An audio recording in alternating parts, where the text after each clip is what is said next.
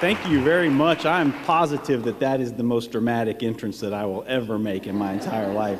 You know, when you teach 18-year-olds for an American National Government class, they see you and they kind of go, oh, here we go, you know. Yeah, Dr. Moore, you know what I'm talking about, don't you? Yeah. Well, thank you all for coming out today. You know, it's been a while since I've been down here, far too long, in fact, and I was driving down with my colleagues, and it's such a beautiful day out, and my car just seemed to know exactly where to go. It's just wonderful to be back at the Clinton School. There's really something special about this place, and really thank you for all for being here, and we hope we have a wonderful panel here for you today, and like Dean Rutherford said, we're going to talk a lot about attitudes about women. We're going to focus a lot about women in work and then women in political life. And one of the interesting things that I have is I have a great team of people that I get to work with. And so I'm going to do my best to introduce them, but not nearly as well as Dean Rutherford did. The first person I'd like to introduce is Dr. Angie Maxwell. Angie got her PhD from the University of Texas, but we've forgiven her for that. She studies American studies. She's uniquely qualified to talk a lot about the things we're doing today because she took her comps, which every time I think about this just scares me to death, but she took her comprehensive exams in Southern literature, Southern history, and Southern politics, and somehow she did all of them. Her current work is focusing on the South and then how the South often is very defensive, even with an insecurity type reaction when the national media come down. And she's got an advanced contract and actually signed the real contract from the University of North Carolina Chapel Hill Press. The next person I'd like to introduce is Dr. Pearl Ford Dowe. And Dr. Dowe is a member of the Blair Center team and then also a member of the African American Studies program at the University of Arkansas. I have the distinct pleasure of being able to say that one of the best things I did when I was the chair of the political science department is hire Pearl. After I did that, I said I can't do anything better than this, and so I stepped down there. Pearl is currently working on research that focuses on linked fate, and that's specifically a concept that scholars in African American studies use to say that what African Americans feel happens to me happens to the whole group. And so uniquely often they act in a cohesive group. And a lot of the research that we're going to be talking about in this here has reference to that too. The last person I would like to introduce is Dr. Rafael Jimeno. And I should point out, and I forgot, that both Angie and Rafael are the Diane D. Blair Endowed Professors. Angie's title is the Diane D. Blair Assistant Professor of Southern Studies, and Rafael's is the Diane D. Blair Assistant Professor in Latino Studies. And he works in the Political Science Department and in Latino Studies. And he's currently working, a lot of his interests are on Latinos that are native born in the United States versus Latinos that come here later, foreign born. And he has some fascinating research that shows that there's a lot of socialization differences that are between those groups. He's also working with Pearl on how African Americans are viewing Latinos and how Latinos are viewing African Americans. And that is very important, particularly if you are a student of Southern politics, because really the future of Southern politics is how and if these two groups coalesce in a voting bloc or not. So with those introductions, I'm going to move over to my place, and then I'm going to introduce really our talk and our survey.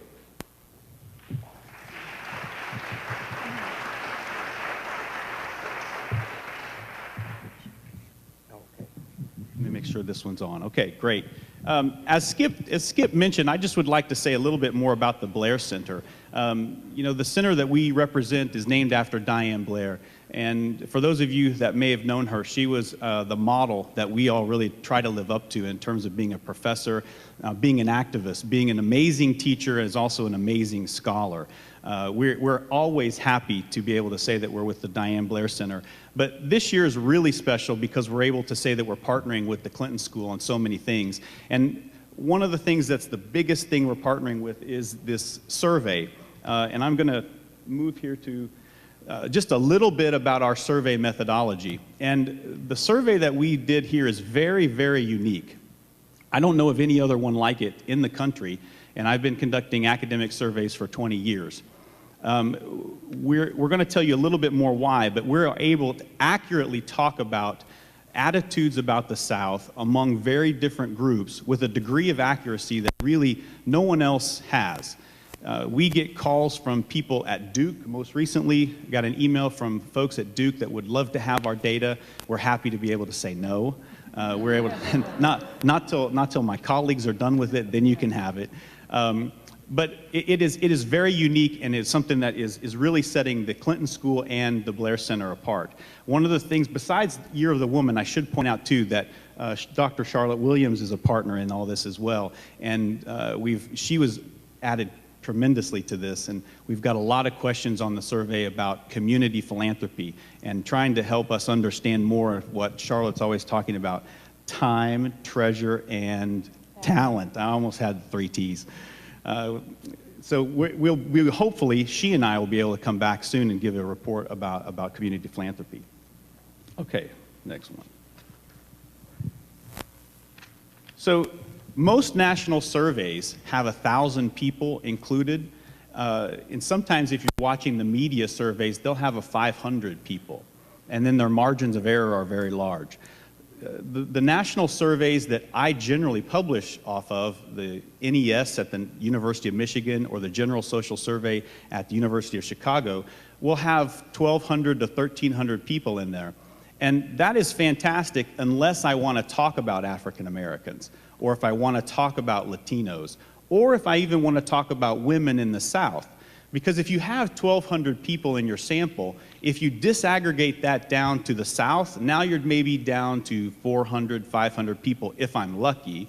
And then if I say how many women are in there, well, maybe there are 200 women. And if I say how many African Americans or Latinos, maybe I'm down to 20 or 30. So it's really almost impossible to talk about attitudes about anything in the South or with Latinos and African Americans, except with our survey. And that's the really unique part that we really want to drive home. We have representative samples of all of these groups. We can talk about each of these groups with a margin of error of plus or minus 2.4, every one of these groups. So we like to say that it's really 6 surveys in one. Okay, so the survey company that we utilized is called Knowledge Networks, and it's a GFK company. Knowledge Networks was actually co-founded by a Stanford political scientist, Norman H. Nye. For those of you who are familiar with statistical analysis software, Nye also created SPSS. And Knowledge Networks has quickly become the go-to firm, or the gold standard, as it were, for academic survey research, including the well-established American National Election Studies at the University of Michigan that Todd already mentioned. So in spite of the very well-known credentials of Knowledge Networks in the academic world, because internet surveys have been previously stigmatized, it's really important, we think, to state that we're not talking about the traditional images of non-scientific online surveys that you may be aware of, pop-up windows as you navigate an unrelated site. We are talking about huge sampling frame that Knowledge Networks has been able to amass that bridges the digital divide.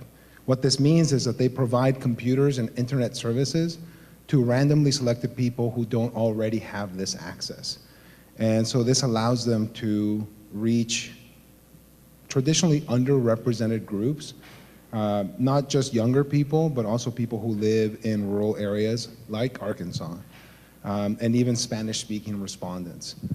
So it's really amazing. And their sampling procedure is, of course, randomized. They used address-based sampling, and this is key in avoiding a biased sample. And just in case there are any further doubts, it's also blinded. So the respondents who participate don't know who the survey sponsors are. They're unaware of the Blair Center or the Clinton School or who's funding it. And the other benefit of doing an internet survey is actually that we are able to ask many more questions than we would be able to ask if we were doing a survey over the phone. So it really is a very strong methodology that is followed to collect this data. Okay, so what did we ask? Well, the poll has so much on it. We're going to focus today on a couple of questions, and we'll tell you at the conclusion about some other reports that are forthcoming. But since we were doing this Year of the Woman, in 2013, we decided to put on the poll something called the Modern Sexism Scale, which is a series of questions that have been tested and developed by scholars to try to tease out kind of prevailing sexist attitudes. So, for example, people won't say anymore, or most people won't say anymore, a woman is not equal to a man, or a woman should make less than a man publicly. But they will say some other things that get at this kind of gender consciousness and this prejudice that underlies a lot of current attitudes. And this is another reason, by the way, that we wanted to use knowledge networks and an online sampling. Research has shown that when you're asking sensitive questions like that, if you're talking to an interviewer, like on a telephone poll, you're much less likely to say kind of maybe what you feel.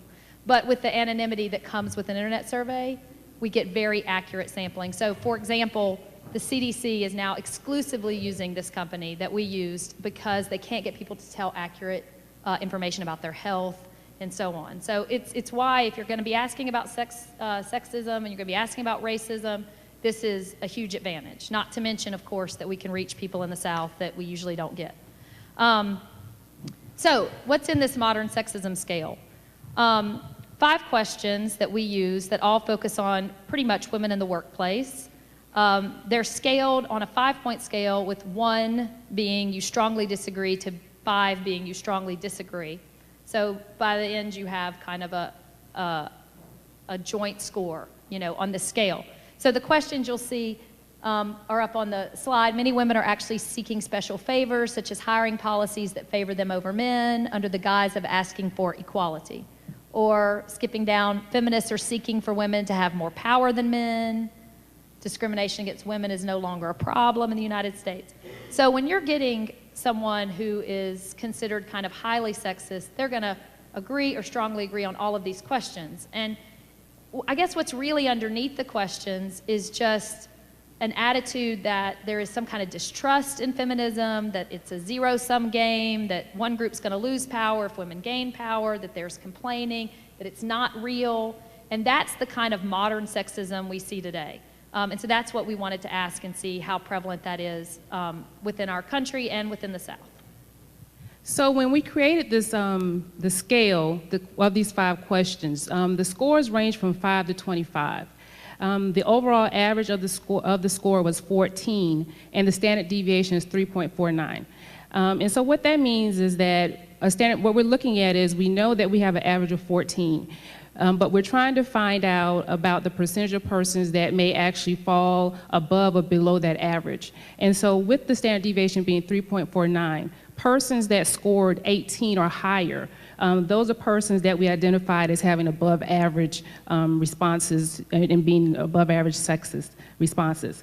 And so what we wanted to do was that we saw that looking at people with negative views of women, we identified those respondents who scored 1 standard deviation above the mean. So everyone with the 18 or above, as I said, is considered a high respondent. So look at a percentage of men, as you can see on this chart. We see that men who report above average views, you see that 25.7 of white men had above average responses, in comparison to 22% of Latinos and 19% of African American men. Overall, at least 20% of men in each of these groups reported attitudes that were 1 standard deviation higher than the mean. In the next slide, we can also see that when we look at gender and region, there are some differences there as well. When we compare the green and the black bars, where we're comparing non-South and South, we see that there's a greater percentage of men in the South who report sexist attitudes. There were about 25.5% of Southern men who had above average scores on the scale in comparison to 23.8% of non-Southern men. We also see something interesting with the women as well. We see among Southern women, there were just under 17% that reported above average sexist views in comparison to 12.5% in the non-South. So overall, we see that the South contained the greatest percentage of persons with above average sexist response. And so this is consistent with looking at both Southern men and Southern women. So when we look at to see if there are any differences across age, and most people assume that when we're talking about sexism, that it is a generational variable. But we see that age is not a significant determinant when we look at sexist attitudes. Across all age categories, at least 23% of the male respondents report sexist attitudes. So for those who might be hoping that sexist attitudes might change through generational replacement, unfortunately, we can say that may not be the case, given that we see these percentages reported among men that were young, from ages 18 to 29, as well as the men that were over 60. So overall, we find that there are a substantial percentage of men and Southern women who report above average levels of modern sexism. While there were more Southern respondents who express negative attitudes, the percentages of persons across all age groups is very concerning. You know, before we change to the next slide, I just wanted to say that we checked these numbers over and over and over because, in all honesty, when I first saw this, I was like, oh my God, it's got to be wrong. You know, please tell me that it's wrong, because it kind of flew in the face of what I was thinking was happening. And yes, as Angie's telling me here, I think this is something that we're seeing as women are entering the workplace, and these modern sexism questions are measuring that. You're seeing this kind of hostility across all age groups. And we did have to cut some slides, but we looked across different education groups too. And unfortunately, there's not a lot of hope there as well. Particularly as soon as men are entering the workplace, they're increasingly seeing very hostile type environments between men and women there.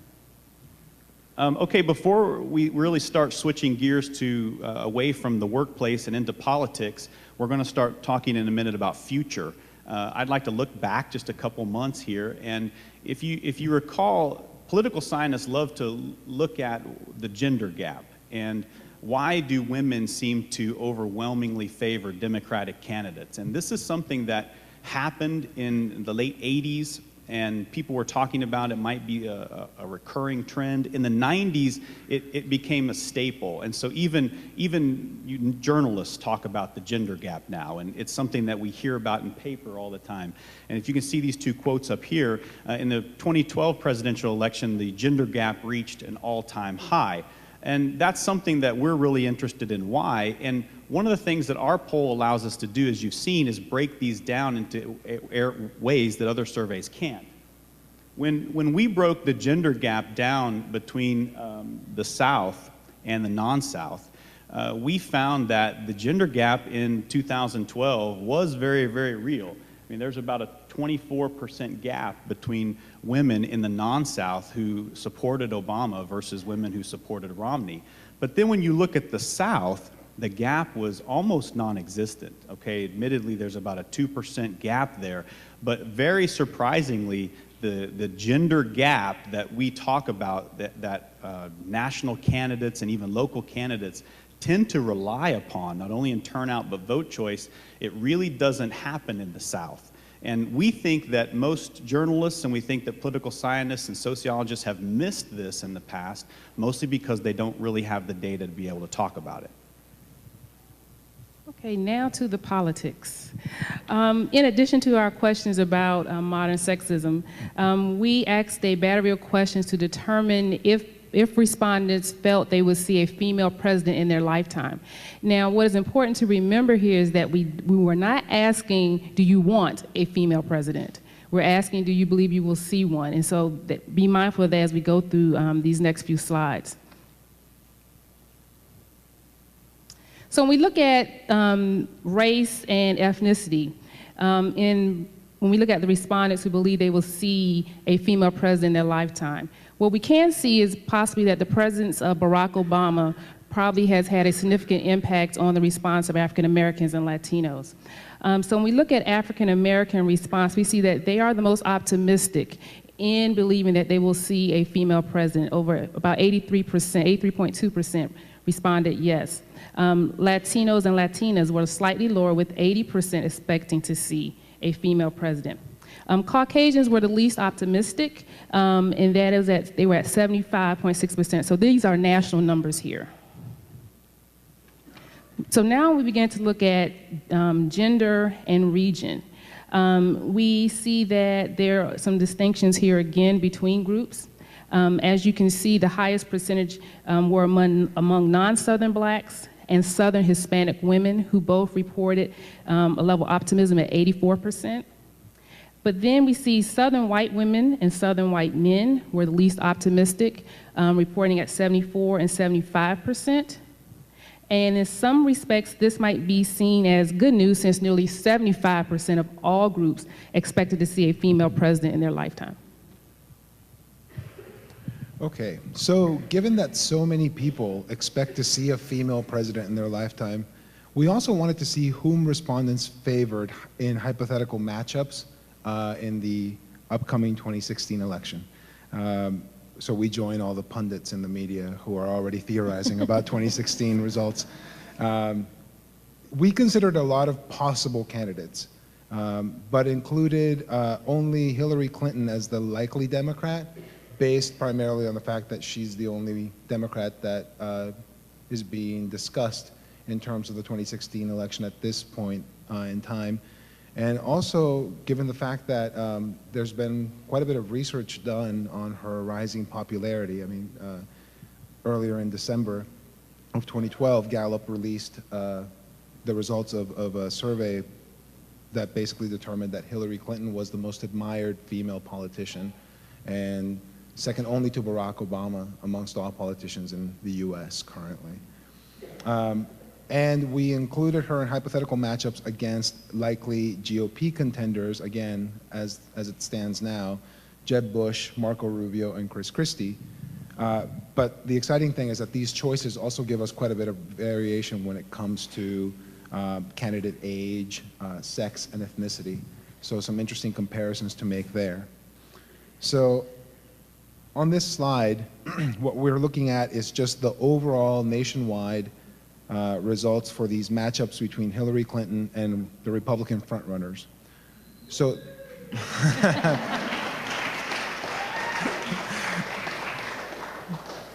I figured there would be a few Hillary supporters in the crowd. So the percentage of respondents indicating they would vote for in each of the three matchups are represented in this figure. Obviously, as you can tell, blue is for Clinton and red is for the various GOP contenders. There is strong nationwide support for Hillary Clinton, above 58% across all matchups. So if these results hold for the next few years, she would be well positioned for a run for the presidency if she chose to take that step. Interestingly, the highest support for a GOP candidate went to Chris Christie, likely reflecting his popularity in the aftermath of Hurricane Sandy and how much people admired the way he handled himself. And then in the next slide, we actually disaggregate the matchups by sex. So in this figure, the blue bars represent men and the red bars represent women. And in this figure, you can clearly see the gender gap that Todd was making reference to earlier.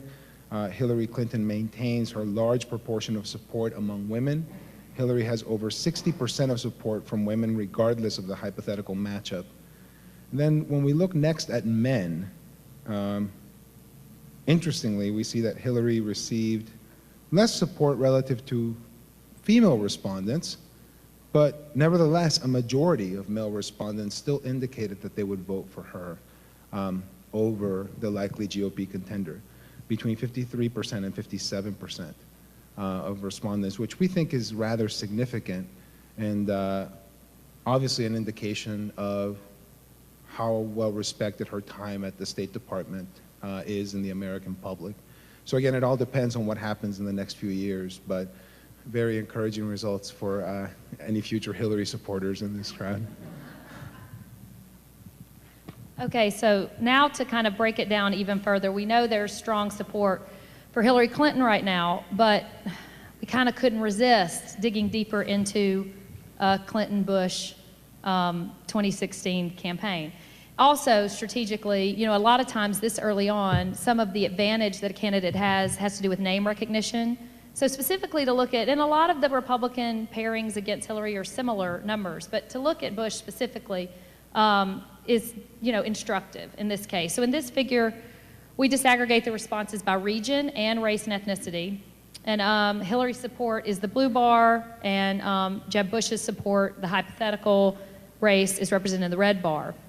So I guess the thing that's most interesting to me personally is that Hillary's polling close to even with Bush among Southern whites. I mean, that's a pretty shocking kind of finding that she's pulling that kind of support among Southern whites particularly, which suggests a potentially competitive race in the South if this were to happen. She opens up an enormous gap among Latinos in the South, 20 points, and an explosive gap among Latinos outside of the South. And of course, she's got a large degree of support, we know, from non-Southern whites. But to really see the draw in the South, I mean, we couldn't include every single slide, but she's even pulling Republican women in pretty amazing numbers for a country that's so partisan right now and so divided. It's very promising for female candidates in general. So looking again a little more closely at a hypothetical matchup with Jeb Bush, looking at South and non-South kind of deeper. The key is when you have true representative samples of African Americans and Latinos in the South, you get a much better picture of what the South is going to do. I mean, you guys know that a lot of the kind of conservative push in the South is primarily driven by white respondents, particularly these polls. And sometimes we get polls that seem to suggest that the South is monolithic, and it looks that way sometimes on election day, and it feels that way, I think. But we also know that 40%, just for example, in Arkansas alone, voted for a Democratic candidate in 2012. And so it's not, now there's no representation because none of those races were won, but that's not monolithic, so to speak. It's majority, but it's not, there are cracks, I guess, in that solid South. And this persona of Hillary Clinton really, widens those cracks and could make the South competitive again, at least at the national level. State level, I don't know. So again, greatest amount of support is among non-Southern women, least support among Southern men, but still fairly good numbers. So even among Southern men, 67.8% of Southern men indicate they'd vote for over Jeb Bush. And of course, it's still early, but that's a big gap, which surely would close as, people get to know candidates and so on. But it's in our current polarized partisan, situation, that means she's got to be pulling almost all independents, which is, pretty significant, at least right now. So I guess to kind of conclude what we're saying here today is there's definitely a war on women. I mean, there is definitely sexist attitudes that are persisting among young men, persisting in the South. But there do seem to be some kind of attitude that a female president is maybe inevitable, or many people believe they'll see it in their lifetime, young and old. And also that there are candidates, Hillary Clinton being one example, of a candidate that's kind of been, for lack of a better word, degenderized. She just kind of doesn't function in that space. So she's kind of above that space in some capacity, and those negative attitudes towards women somehow aren't applying, particularly when your most aggressive or most highest percentage of sexist group is in Southern men, but she's pulling those kind of numbers among Southern men. And so those are the candidates, the ones that kind of occupy that space above the stereotypes, kind of like Barack Obama did, that tend to have the ability to break through those kinds of ceilings that have been in place for a long time. I think it's a rare, combination, but it's definitely proof that, it can be done at the national level. So we want to answer a lot of your questions. We also want you to know that we're going to have some future reports coming out on attitudes about immigration in March, unemployment and economic outlook in April, a South versus non-South comparison on a host of policy issues, including climate change and healthcare in May, and then a deep look at African American voting patterns, because we have these large samples, so we can actually pull out by education level, by religion, by all of these different things. It's so nuanced and diverse, and it's not talked about that way. And you really can't understand the South unless you really dig into those subgroups. It's a much more different picture than it used to be. So we're going to be having a big conference, I think it was mentioned next November, that's going to look at the legacy of second wave feminism on politics, the good and the bad, and that'll be in November up in Fayetteville. And so pay attention to our website. It's bccs.uark.edu, so Blair Center, Clinton School, .uark.edu, and we'll keep everything kind of posted there. So thank you. Great job.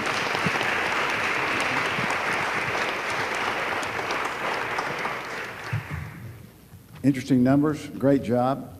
More reports to come. Okay, let's open it up for questions. Yes, I figured we'd have a few. Here's some right here.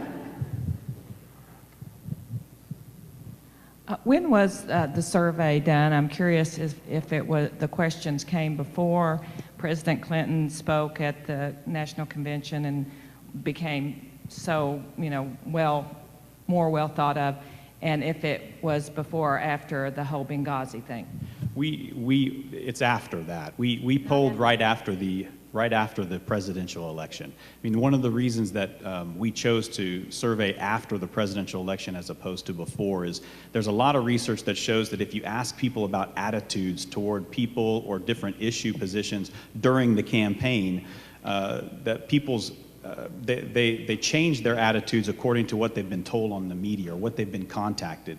And so if gun control has become a big issue during the campaign, then people start thinking about that more. So if you really want to get a good gauge of what people are thinking in terms of issue positions and how they view African Americans, how they view Latinos, how they view women, it's really important to go after the election until everything calms back down, and then you get a really good pulse. So this was fielded about it was done in I think two and a half weeks right after the presidential election.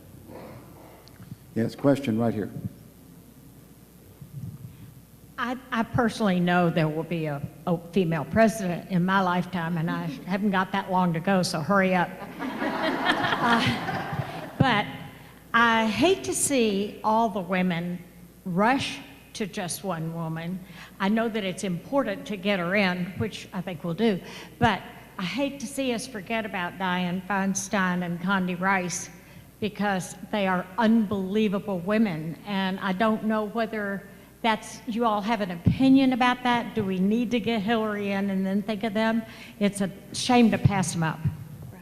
I would say that you're dead on about this. I mean, we've recently seen coverage about women not being included in leadership positions in Congress, and so we know that female talent in politics is horribly underused.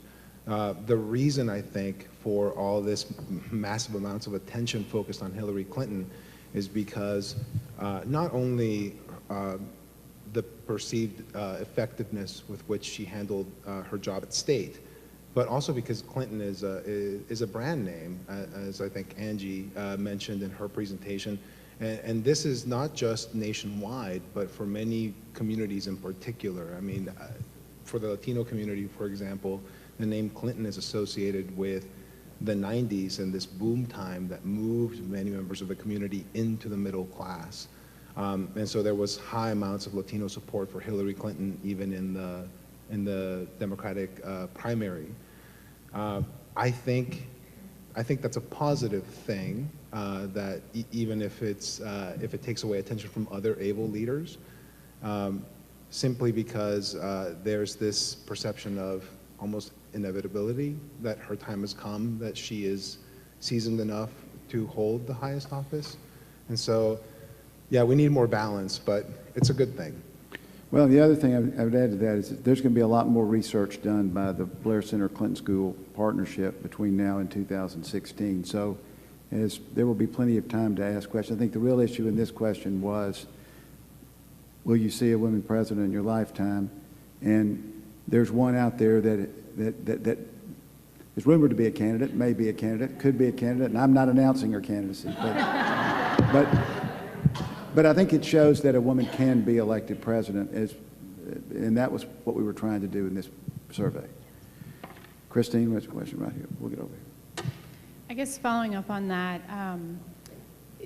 what does that really mean? Because there's two parts to your presentation that, yes, there's inevitability, but how does that, what are the linkages or discrepancies between the daily reality that men's attitudes are based on? So what if there's women president? How does that guide your research? What does that mean when we look at these numbers that there's no generational difference between men's attitudes towards women? And I might point out women's attitudes towards women. So how does this big national transcending these stereotypes actually translate to daily reality? Well, I think, one of the future reports is going to be on the economy. And I think what we're going to see is that a lot of this is a sense of competition. So for those of you that followed the recession and the recovery process, you know that women fared pretty well in comparison to men as far as losing jobs and being able to maintain their jobs longer. So we may be seeing a sense of competition with women, particularly with African American men who are used to black women working because they've always worked.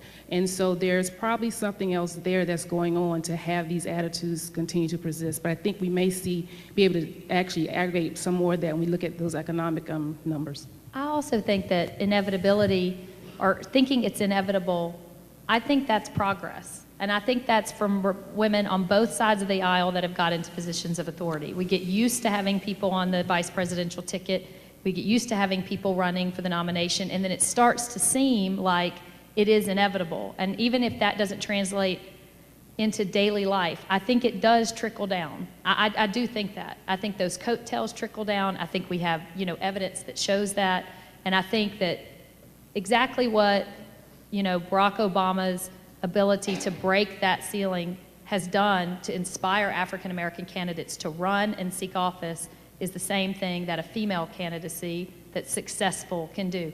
Is it partially symbolic? Yes, but are those symbols important? They absolutely are, I think, particularly in politics. I have a question right here. This lady's had her hand up for a long time. Oh, I'm sorry. I'm sorry. I just real quickly, I just wanted to say, what I wish we had was the modern sexism scale over time, so we could say whether or not these numbers are improving or not. So they may be the same over generations, but they may be lower. I mean, maybe 20 years ago, we would have seen 50% of the people in each of those highly above average categories. So stay tuned, because when we're going to ask these questions again and again and again, and hopefully we'll see, as we see women in leadership positions, we'll see those attitudes changing. Did your definition of Southern include only native Southerners, or was it broader to include people who live in the South but were raised elsewhere? It's a great question. For today, it includes people who currently live in the 11 states of the former Confederacy. That's our definition. That definition is very debatable, and we know that. But this time around, we did ask, how long have you lived in the South, and if you've lived in the South in the past. So as we dig deeper into the data we got about a month ago, we will be able to distinguish between the South as a mindset and an identity and holding those attitudes, and just geographic location, which of course we all know is part of the story, the changing demographics in the South and that Southern identity element. Now, political scientists don't really love to talk about identity, because in the end, it's which state you live in that affects the outcome of the election. But I love to talk about identity more than anything else, and think it's completely politically relevant. And we do know from our survey in 2010 that people who claimed a Southern identity, there were some major differences between people who claim it and people who live just in those geographic borders. But for all intents and purposes, the borders are what shape that electoral map, so they still matter both ways. So we should be able to dig deep. Representative Tyler. Thank you. Just one comment on the question, on the statement about the women who fared better during this recession. I think some of that was because we had non-traditional industries that fared better, but also because they were also lower paid. And when people decided who they were going to lay off, they'd lay off the higher paid. But that wasn't what I was going to say. I guess my question has to do with, we see the data on Southern men and women and their attitudes. Will we continue to see underlying information in terms of the values that's shaping that opinion? And will we be able to draw any policy conclusions from that in terms of education and employment and economic development that should go along with that to change these opinions? this survey is huge, and as my colleague Angie mentioned, we got this data about a month ago, and so what we're reporting today is just some descriptive statistics on various measures. What we're going to do in the coming months is look at those relationships between different variables like level of education, time of residency in the South, and the modern sexism scale or support for various candidates, and we'll be able to actually see the relative impact of one variable versus another on all of these dynamics. So yes, absolutely. And I also just want to jump in there and say, and we don't have this slide up, but a lot of this is, particularly the modern sexism attitudes, and this is just what people self-report in the poll. People self-report. That it does affect party ID. We've got about 15% of self-identified Democratic men who fall into that sexist category, and we've got about 36% of Republican men. And so that does affect policy outcome. And those attitudes are tied to views on abortion, they're tied to views on health care, they're tied to views on all of those things. And so part of it is, whether people run on it or not, is understanding those components and being able to really break them apart and see which issues are impacting which groups, particularly men, that are holding a lot of this, majority in these state legislatures and in the U.S. House. Ms. Abrams, you have a question right up here.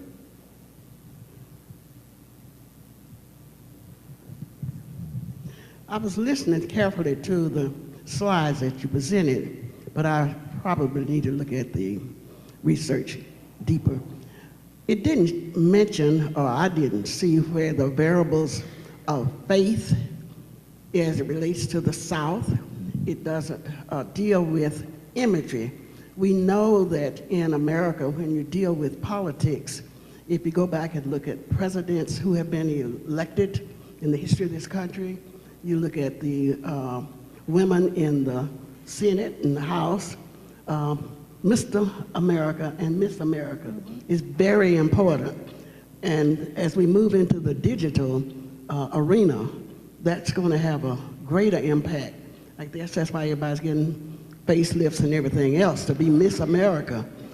How did you all deal with that as some variables that's impacting the questions, the 5 questions that you have? Go ahead. Well, we do have questions which we will get to, because we just got this data pretty recently, where we do ask about religious affiliation, and this time we asked people not only about their church attendance, but also they were able to tell us what denomination they're affiliated with, so we will be able to get to that. But you're absolutely right as far as the perception of what is the role of a woman in a leadership position versus that of a male. And that goes back to my earlier comment, particularly with the African American community, where Black women have a very distinctive role in the community that is very different and distinctive than how white women are in their community, as far as women in volunteer position and even having a sense of more of autonomy in their homes. And so hopefully we can get to some of that when we begin to look at religion and look at even income and look at educational levels to see where these women actually are in these communities. When you said something about religion and leaders, it reminded me, and my colleague Angie was reminding me too, that we asked in the last survey that we did, what religion do you believe Barack Obama is? And you've seen some media reports about that, and Pearl and Angie and I have published a couple of articles on what is going on with that phenomenon. We asked that again in this survey, but we also went and asked people whether they thought Romney was a Christian.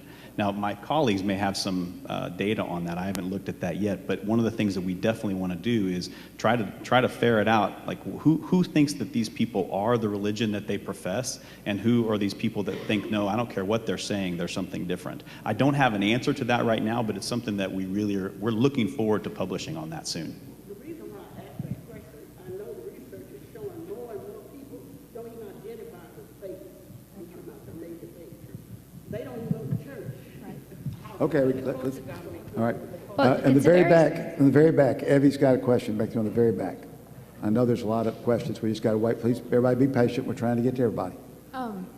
I don't know if this is accurate, but I've heard before that immediately following an election, there can be a polling bias where people are more likely to say they supported the winner because they want to be on that bandwagon. I'm curious if that played out at all in this poll. And also, would that affect at all support for Hillary Clinton? Would people think they're more likely to support the Democrat because everyone selected the Democrat in this election? That's definitely possible. You know, if we have a choice, if we ask beforehand, we ask before the election, then we are biased in the sense of whatever issues are being really pronounced in the campaign, then we don't really gauge that very well. If we go after the election, you're most definitely right that there is a tendency of people to say, well, I voted for the winner, because you don't necessarily want to say, I voted for the guy who lost, right? We think, though, that in this situation, the internet survey allows people a little bit more anonymity. So even with questions about sexism and racism, we're thinking people are more likely to be able to say, I feel free to say I voted for the person who lost, and not feel embarrassed as they might when they're talking to somebody on the phone. But even if there is still this bias, which honestly we're not sure if there is, we don't think that there would be differences in gaps, right? So even when we see a gap between the North and the South, and we see a gap between men and women, unless there's some theoretical reason why one group or one region would be more likely to say, I don't want to say I voted for the loser, or more likely to say I wanted to vote for the winner, we think that those gaps are real. Joe, you have a question back there. Wait for the microphone, please. Thank you. I'm really interested in what you're doing.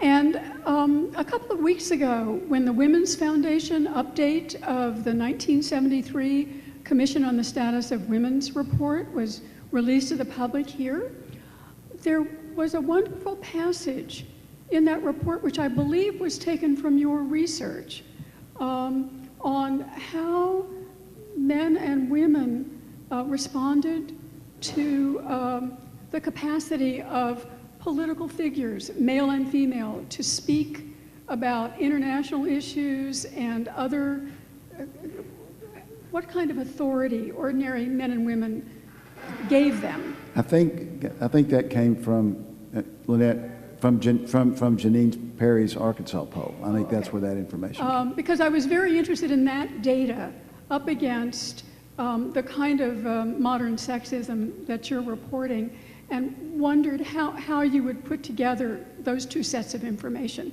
The strong support for female political figures up against this kind of distressingly even and consistent modern sexism.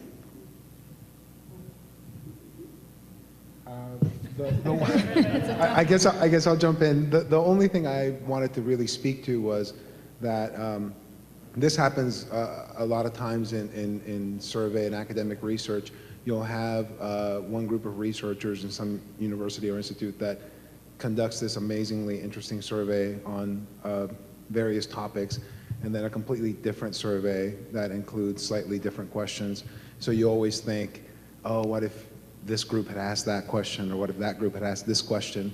And sadly, as interesting as it might be to kind of compare across, we can't do that because the two surveys use completely different methodologies.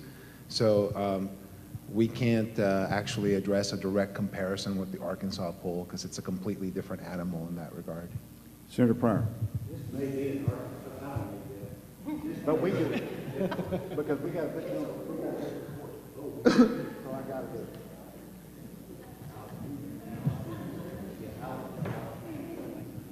Okay, thank you, Skip. I've got to ask this question because Jimmy Lou Fisher is here. Yeah, you're still here, Jimmy Lou. Does any of your data support the idea that Arkansas is ready for bringing it close to home, or could elect a woman as governor?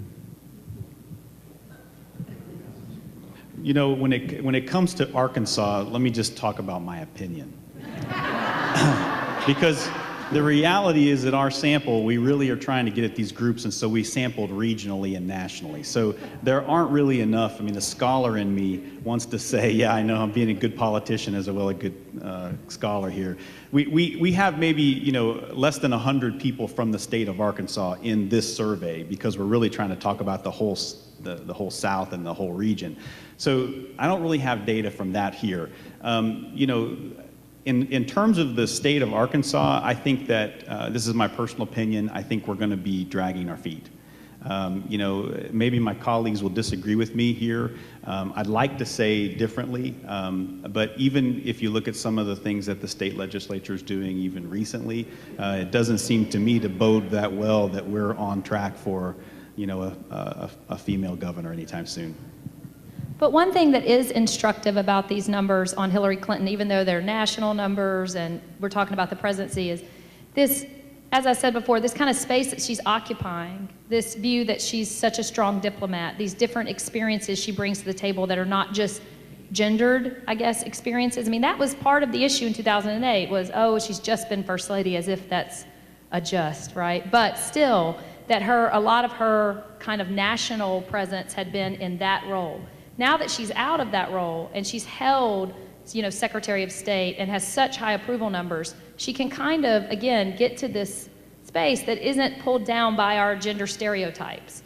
Now, she lived through it, we all know, you know, here in Arkansas, but I think it's going to take those kinds of candidates that really, at the first wave, that break out of kind of gender, what's perceived as kind of gendered experiences and get something else, to actually be competitive and kind of get into that space. So her example, I think, is even instructive for state politicians. Well, let's also say one thing in fairness, and it's a great question.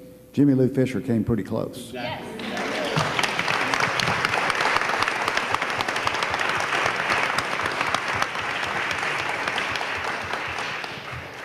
And I was going to qualify my statement by saying I wonder if we could recruit Hillary, because I do think Hillary could win.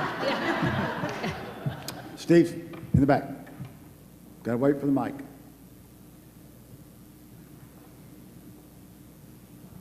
you all have any information on whether parents of daughters are less sexist than people who do not have daughters? I will have that data. In another poll we've run at the University of Arkansas with a different group that looked at dyads, so parent-child relationships and developing attitudes towards race and gender. We don't have it back yet. So we should have some information on that, which would be, you know, really interesting. But again, that's a national sample too, so not particularly instructive in Arkansas. But we need more research on this. We don't do enough about relationship parent-child. We really don't. We leave that to psychologists and we leave it to sociologists because they're not voters. So political scientists tend not to pay attention to them until they're 18. But we need to. So it's a great question because I think it has to be a variable that's in play on some of these issues we're seeing right now. I just think it has to. Got a question over here. Yes, I had a question about how you get the data from minorities. I saw it was saying internet polling, but when the percentages of minorities having access to the internet are fairly low, does this account for socioeconomic issues that the poor are less likely to have access to the internet and participate in such a poll? And those that are participating, do you have any kind of ideas to, you know, where they're coming from and that makeup? Thank you so much for that question. One thing I want to say before I answer that question is we have more data in a report that should be handed out here at the end if you want. You know, we love data in these slides, but Dean Rutherford would told us, you know, don't put up these go on and on like a bunch of academics. So we're trying not to do that, right? I didn't quite put it that way. But one of the reasons that we use Knowledge Networks is because they are the only survey research firm that makes sure that they bridge that digital divide. What they do is they take a random sample of the entire country and then they contact you, and if you don't have internet access, which is true for underrepresented groups, the poor, the elderly, the rural, people who live in rural areas, they outfit you with it. So answer the phone if they call. So yeah, my colleague says answer the phone if they call. Right? Does that help? Because well, I just want to chime in real quick. Look at the African American sample, which is over 800 nationally. 50% are actually earn less than $35,000. So we were able to tap into those persons that normally do not get polled. Nancy. I wanted to ask a question about the early slides about sexism or sexist attitudes, and it looked to me like I could sort of generalize and say it looked like 25% across the board have what we might consider to be sort of extreme sexist attitudes. Can we then therefore assume that as many as 75% of the people do not? We absolutely can assume that. And again, what we wish we had was that we wish that political scientists had been asking these questions over time so we could see change over time. But again, I think the reason it's so instructive is because of the type of question. Now, would you get, again, people today that would publicly admit on an internet survey or in a phone interview, I don't think women are equal to men? I think we're in a PC enough environment. Yeah, there's going to still be some, but maybe not near this much. What we want to get at is this persistence, this idea that gender equality is some kind of threat to power, or that it's more than equality, or that it's almost getting into the category of kind of accusing it of affirmative action, favoritism, or something like that. And that is there in a high percentage of men, despite the fact that we get people who will say, oh yeah, women and men are equal. In other words, we hear a lot of talk about, you know, equal pay for equal work. Why are we not there, right? This is why we're not there, because these attitudes persist. And yes, it's 25%, and that's very optimistic that 75% don't. On the other hand, it's 2012, and elections are decided by narrow slices. So that 25% in our world is the whole, you know, the whole ball of wax. So I was happy to see it wasn't 50%, it was just optimistic. But it's still, when you look at those questions and you really think somebody to get that kind of score has got to agree or strongly agree on every one of those questions, that's a pretty serious kind of mindset that's not, you know, real supportive of female equality and what it's really trying to do. Right? Let me just say that we've run out of time because, guys, you have set a new record for the most questions asked at a Clinton School program.